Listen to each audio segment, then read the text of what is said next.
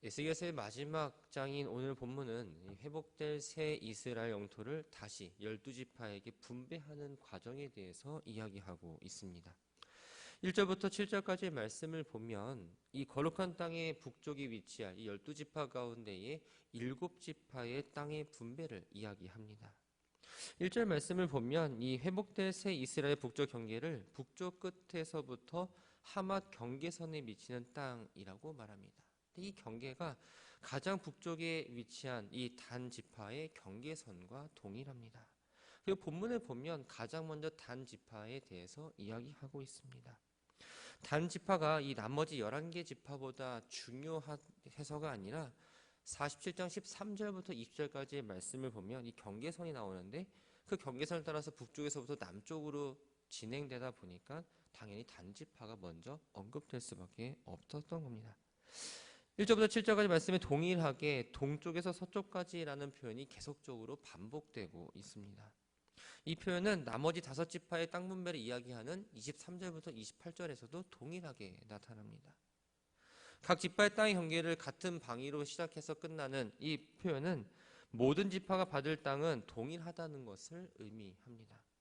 또 이 땅 분배에 있어서 가장 중요한 건 어디서부터 어디까지를 어느 지파가 받았다라는 것보다는 하나님 백성은 모두 하나님께 통치하시는 그 나라에서 각각 합당한 분깃을 받게 될 거라는 것을 이 표현을 통해 알려주고 있습니다.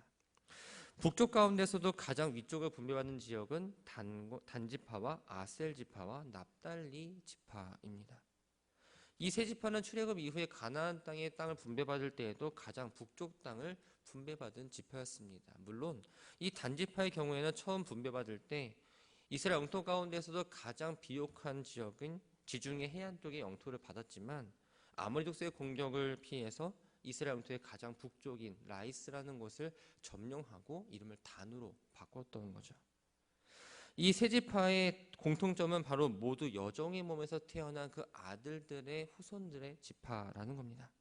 단과 납달리는 야곱의 둘째 부인인 라헬의 여종인 비라를 통해서 낳은 아들이었고 이 아셀은 첫째 부인인 레아의 여종인 실바를 통해서 낳은 아들입니다. 가나안 정복 초기에는 단 지파와 납달리 지파가 남북으로 있었고 그 서쪽 편에 아셀 지파가 자리를 잡았습니다. 근데 오늘 본문을 보면 단 지파와 납달리 지파 사이에 아셀 지파가 끼어 있다는 걸 보게 됩니다. 이것은 성전을 중심으로 하는 새로운 이스라엘 사회에서는 서로의 어떤 이해관계보다는 이 12지파 모두가 하나님을 중심으로 모두 연합해야 한다는 것을 간접적으로 표현하고 있는 겁니다.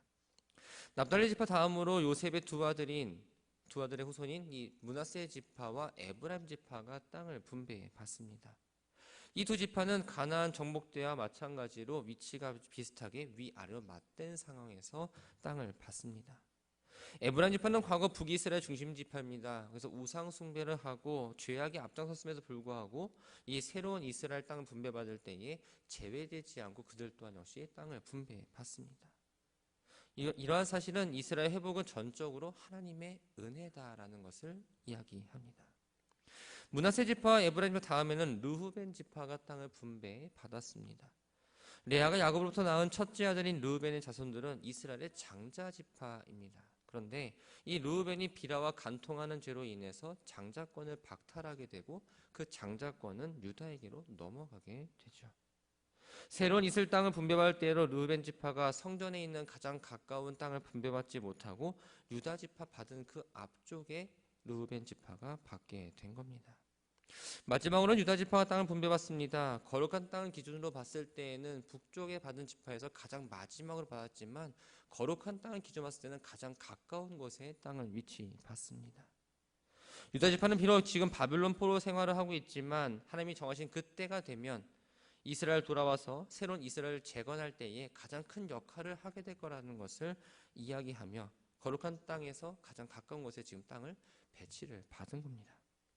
8절부터 22절까지의 말씀을 보면 새 이스라엘 땅의 중심에 위치할 거룩한 성소와 그 주변 땅 분배를 기록하고 있습니다. 8절 말씀을 보면 이 거룩한 땅을 예물로 드린 땅이다라고 표현을 합니다. 이 땅에는 레위인의 땅, 성소와 제사장을 위한 땅, 성읍과 성은 주변의 뜰과 왕의 땅을 포함하고 있습니다. 본문에서의 너비는 남북의 길이를 말합니다. 쉽게 설명드리면 세로의 길이를 생각하시면 됩니다.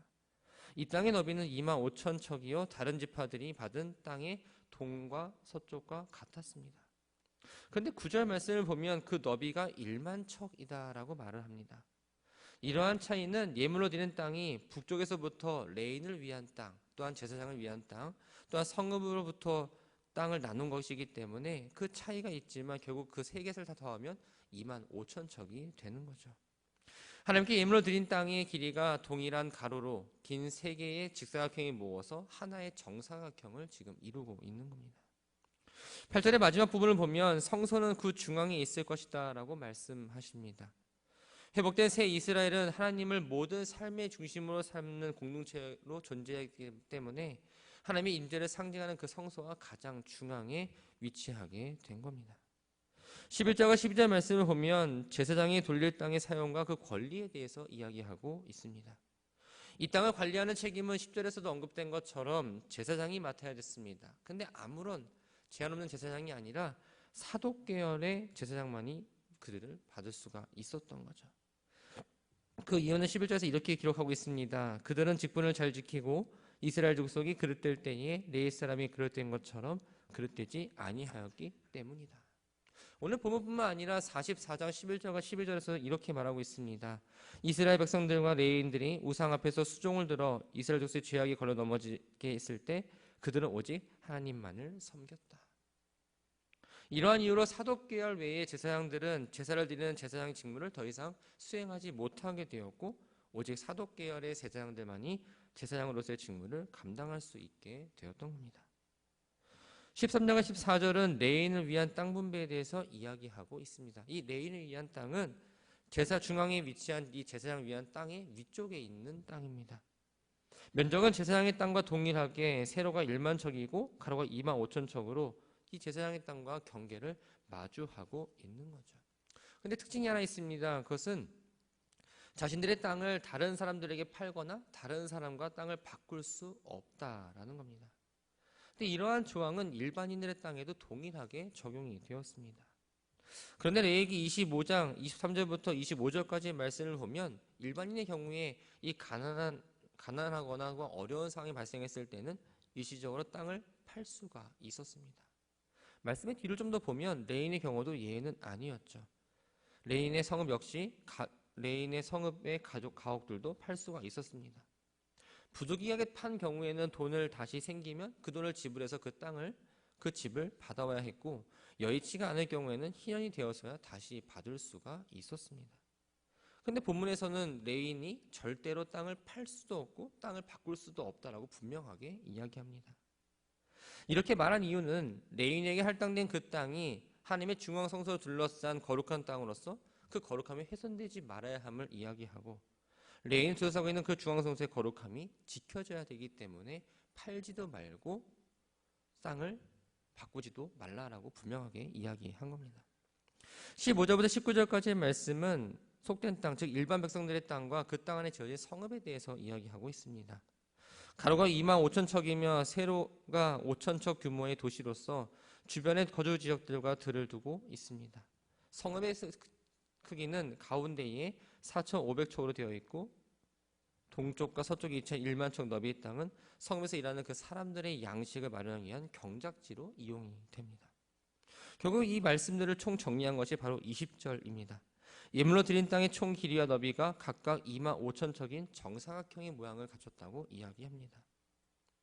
정사각형 그 안에 레위인의 땅, 제사장의 땅, 일반 백성들과 성읍의 땅이 다 포함되어 있었던 거죠. 21절과 22절을 보면 왕을 위한 땅에 대해서 말하고 있습니다. 특히 21절에 거룩하게 구별될 땅은 바로 이 레인을 위한 땅과 제사장을 위한 땅을 말하고 있고 성읍의 기지는 성읍 양편에 위치한 너비 5천 척, 길이 1만 척의 땅을 의미합니다. 이 땅을 제외한 좌우편의 나머지 2만 5천 척이 바로 다 왕을 위한 땅이라는 거죠. 이 왕을 위한 땅의 북쪽 경계는 유다 지파와 인접하고 있고 남쪽으로는 베냐민 지파와 인접하고 있습니다. 이 땅의 모습을 보면 이 정사각형의 바깥에 이 땅을 둘러싸고 있는 모양입니다. 이렇게 감싸고 있다는 건 바로 왕이 어떤 역할을 해야 되는지에 대해서 간접적으로 이야기해주고 있습니다. 이 세 지역을 보호해야 될 뿐 아니라 백성을 통치하고 또한 성전을 잘 돌보는 일이 왕이 해야 될 일이라는 것을 이야기하고 있는 겁니다. 23절부터 28절까지의 말씀은 나머지 5지파 분배받을 땅의 위치에 대해서 이야기합니다. 예물로 드려진 땅과 남쪽을 인접한 쪽부터 차례대로 베냐민 지파, 시므온 지파, 이사갈 지파, 스불론 지파, 갓 지파의 순으로 땅이 분배되었습니다. 거룩한 땅을 중심으로 북쪽에는 유다 지파가 자리 잡고 있었고 그 남쪽에는 지금 베냐민 지파가 자리를 잡았습니다. 이렇게 자리를 잡을 수 있었던 이유는 바로 베냐민 지파가 유다 지파와 함께 분열왕국 시대의 남유다에 속해서 이스라엘 정통성을 계속적으로 이어갔기 때문입니다. 베냐민 지파 다음으로 받은 시므온과 이사갈과 스불론 지파는 이 레아가 낳은 아들들의 후손들입니다. 가나안 정복 이후에 기업받을 때에 스불론 지파는 이사갈 지파보다 좀 더 위쪽에 위치해 있었습니다. 그런데 오늘 본문에 나오는 그 위치는 보면 이사갈 지파가 더 위에 위치한 것을 보게 됩니다. 마지막으로 가장 남쪽 땅에 분배받은 이 갓 지파는 레아의 여종인 실바로부터 얻은 이 첫째 아들의 자손입니다. 이들이 얻은 땅의 경계는 47장 19절에 나오는 그대로 사해 남단에 위치한 다말에서 무리바 가데스와 애굽 시내를 거쳐서 오늘날의 지중해인 대해까지 이어지게 됩니다. 이 말씀을 좀 전체적으로 정리해 보면 바벨론에 돌아올 이스라엘 백성의 얻은 땅들이 최북단과 최남단의 땅은 라헬과 레아의 여종인 이 비라와 실바가 낳은 자녀들이 위치하고 있고 중심부의 땅은 북쪽과 남쪽에서 모두 라헬과 레아의 자녀들이 이룬 그 지파들이 분배되었다는 것을 우리는 알 수 있습니다. 기업 분배에 대한 내용을 마무리하면서 이러한 기업 분배는 바로 제비뽑기에 의해서 이루어져야 된다라고 이야기합니다. 이스라엘 민족의 제비를 뽑는다는 건 그 결정과 판단을 전적으로 하나님께 맡긴다라는 걸 의미합니다. 본문에서 땅을 분배할 때 제비를 뽑는 이유는 이 땅 분배 작업에 있어서 모든 문제에 대한 것들은 다 철저하게 하나님께 맡기고 하나님의 뜻에 순종하겠다라는 것을 의미합니다.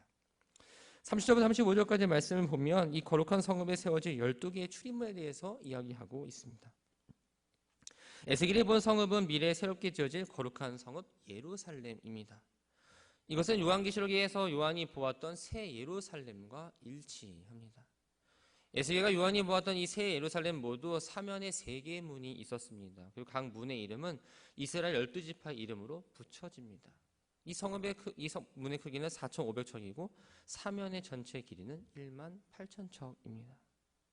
새 예루살렘 성문의 이름이 발견된 특징 가운데 하나는 레위 지파가 다른 지파와 함께 동일하게 취급되었다는 겁니다. 자연스럽게 에브라임과 므낫세 지파를 나눴던 요셉도 하나의 지파로서의 이름을 불리게 되죠. 새 예루살렘 문 이름은 12지파의 출신물로 구성되어 있습니다. 북쪽 성문의 이름들은 레아의 아들들이 유다와 레이와 루벤으로 지어집니다. 이 북쪽은 거룩한 성소에서 가장 가까이 위치하고 있었기 때문에 중요성 역시 그만큼 높았습니다. 남쪽 성문들의 이름은 레아의 또 다른 아들인 시므온과 이사야가 스불론으로 지어졌고 서쪽의 문들은 레아의 여종 실바가 낳은 아들 갓과 아셀 또한 비라가 낳은 납달리였으며 동쪽 성문 병들은 라헬의 아들 노셉과 베냐민 그리고 라헬의 여종인 비라와 아들 단의 이름으로 사용이 됩니다. 에스겔서를 가장 마무리하는 마지막 35절을 보면 이 새 예루살렘이 여호와께서 거기에 계시다는 뜻의 여호와 삼마라는 새 이름으로 불리게 된다는 걸 이야기하면서 에스겔서의 전체를 마무리합니다. 오늘 말씀을 정리합니다. 오늘 본문의 마지막 말씀을 보면 하나님께서 회복하시고 구별하신 성읍의 이름이 나오죠. 바로 여호와 삼마입니다. 이 말은 하나님이 영원히 백성 가운데 계시겠다라는 약속이기도 하죠. 또한 어려움이 다가와도 다른 곳으로 가지 말고 하나님이 있는 곳으로 나와오라는 말씀이기도 합니다. 얼마나 우리들에게 큰 위로가 되는 말씀일까요? 그런데 믿음의 길을 걸어간 우리들에게 또 다른 약속을 하나님께서 해주셨습니다. 두세 사람이 모인 예수님의 이름으로 모인 곳에 주님도 함께 하신다. 세상 끝날까지 너희와 함께 하겠다. 우리는 이 약속을 믿고 나아가는 사람들입니다. 이 약속을 믿고 따라가는 성도라는 직분을 받았습니다. 성도의 삶의 중심은 바로 하나님입니다. 오늘 분배받은 땅의 위치도 봐도 성소를 중심으로 해서 지파들의 땅이 분배가 되었습니다. 성도의 삶의 시작은 바로 하나님을 향한 예배로부터 시작합니다. 이 새벽 예배 역시 하루를 시작하는 시간 가운데에 출발하는 출발점이 된다라는 거죠. 새 땅의 중심에는 성소가 자리 잡고 있었습니다. 여러분들의 삶의 중심은 무엇으로 차 있으십니까? 여러분의 삶의 중심의 출발점은 어디이십니까? 이 성전이십니까? 아니면 여러분의 생각과 마음의 출발입니까? 바라기는 여러분의 삶의 중심 방향을 하나님으로 붙잡고 예배로 시작함으로 하루를 준비하시기 바랍니다. 예배를 드릴 수 없다면 기도함으로 하루를 시작하시기 바랍니다. 나의 생각과 나의 욕심을 만족하는 기도가 아니라 나를 통해서 하나님 오늘 어떤 계획으로 나를 인도하시겠습니까?